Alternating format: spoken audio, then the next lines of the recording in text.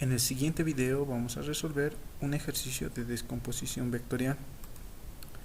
El enunciado nos dice: hallar los componentes rectangulares de un vector cuyo módulo es de 7 newtons, si el mismo forma un ángulo de 30 grados con el eje de las x. Para resolver o para descomponer vectores tenemos dos métodos. Uno, el método gráfico, que consiste en representar gráficamente y a escala nuestro vector, realizar mediciones con la ayuda de reglas, escuadras. Y el segundo método, que es el método analítico, que consiste en emplear ecuaciones de trigonometría para hallar los componentes de un vector. Vamos a comenzar con lo que es el método gráfico.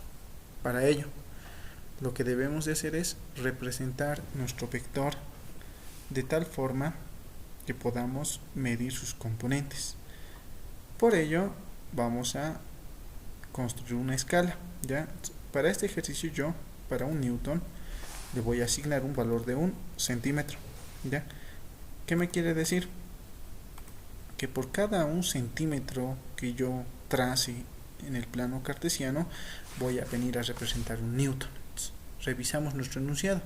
Nos dice que nuestro vector tiene que ser de 7 newtons. Por lo tanto, si un newton es igual a 1 centímetro, entonces 7 newtons tendrán que ser igual a 7 centímetros. Entonces, las dimensiones que va a tener nuestro vector en el plano cartesiano van a ser de 7 centímetros. Pero ese no es el único requisito. Nuestro enunciado también nos dice que este vector mide un ángulo o forma un ángulo de 30 grados con lo que es el eje de las x. Por lo tanto, recordemos que cuando hablamos de ángulos tenemos ángulos negativos y ángulos positivos. Los ángulos negativos se miden en sentido horario, en el sentido que giran las manecillas de un reloj convencional, mientras que el ángulo es positivo cuando lo medimos en sentido antihorario, en contra de las manecillas de un reloj. En nuestro ejercicio podemos ver que nuestro ángulo es positivo porque nos dice que el ángulo es de 30 grados, por lo tanto lo vamos a medir en sentido antihorario. En este caso, ahí ese arco que acabo de graficar viene a representar o está midiendo para mí mis 30 grados. Listo, ya estoy con las dos condiciones. Para trazar ya el vector, lo que debo de hacer es partir del origen del plano cartesiano. Ahí está el origen del plano cartesiano. Pasar por la marca de los 30 grados hasta que complete los 7 centímetros con la ayuda de una regla. Entonces debo de medir 7 centímetros. Ahí está. En este caso ya tengo graficado mi vector.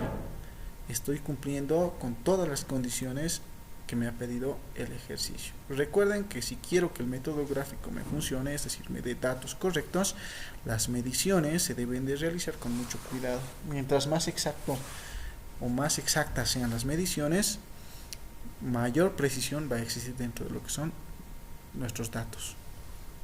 El siguiente paso consiste en encontrar las componentes, ¿ya? Para ello se deben de trazar líneas paralelas a los ejes. Es decir, debo de saber este vector B de 7 newtons, qué valor tiene en el eje de las y y qué valor tiene en el eje de las x. Y para ello voy a trazar una línea paralela al eje de las y que parta, ¿no? Ahí podemos observar dónde parte, dónde inicia. Inicia donde está el sentido del vector de 7 newtons, es paralelo al eje de las y termina en el eje de las x. Voy a trazar una línea paralela a y que termina en el eje de las x.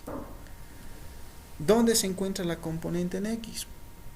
Se encuentra entre el punto de origen del plano cartesiano y el punto de intersección de la línea paralela que he trazado y el eje de las x. Entonces, mi vector básicamente se encontraría ahí. Miren, empieza en el punto de origen del plano cartesiano y termina donde tracé la línea paralela al eje de las y que partió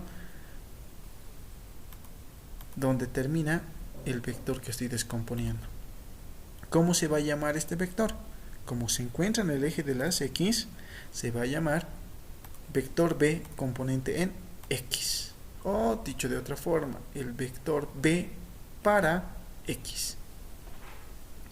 Para hallar la otra componente hago lo mismo, pero en el otro eje. Es decir, parto donde termina el vector de 7 newtons y termino en el eje de las Y's. Y la línea que voy a trazar siempre debe de ser paralela al eje de las X. ¿Cómo puedo saber que he trazado bien estas líneas? Si trazo bien las líneas paralelas, se me tiene que formar un rectángulo. Ahora, hago el mismo procedimiento que hice para hallar la componente en X. ¿Dónde se encuentra el origen de la componente en Y? Se encuentra en el punto 0 o en el punto de origen del plano cartesiano. ¿Y dónde termina? Donde terminé de dibujar la línea segmentada. Ahí, eso que estoy marcando con negro, ese vector en negro, vendría a ser la componente en Y de ese vector. Ahí ya tengo las dos componentes. La componente en X, porque está en X, y la componente en Y, lógicamente porque está en Y. Hallar sus dimensiones depende de las líneas paralelas que hemos trazado.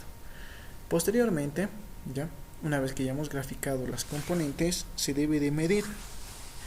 En el caso de ustedes, en sus casas, yo creo que lo van a realizar con lo que es una regla. En el caso mío, cuento con unos cuadritos ya que miden aproximadamente 0,5 centímetros cada uno. En este caso yo lo voy a cuantificar de esa manera. Para el caso, por ejemplo, de X, me fijo. Cada dos cuadritos me harían un centímetro. Aquí tengo 1, 2, 3, 4, 5, 5,99 aproximadamente. 5,99 centímetros. Y eso es lo que voy a anotar. Pero esos 5,99 centímetros, por la escala que hemos manejado, vendría a representar a 5,99 newtons. Voy a medir la componente en Y del vector B. 1, 2, 3 centímetros y medio. Por lo tanto, agarramos y anotamos como 3,5 centímetros, que vendrían a representar una magnitud de 3,5 newtons. Básicamente ya habríamos hallado las componentes del vector B de 7 newtons. Sus componentes en X son de 5,99 newtons y su componente en Y es de 3,5 newtons. Esos datos nosotros los vamos a guardar a un costado para más adelante poderlos comparar con el método analítico. Por lo tanto, esto ya lo vamos a borrar. Esto vamos a guardar, son los mismos datos para poderlos comparar más adelante.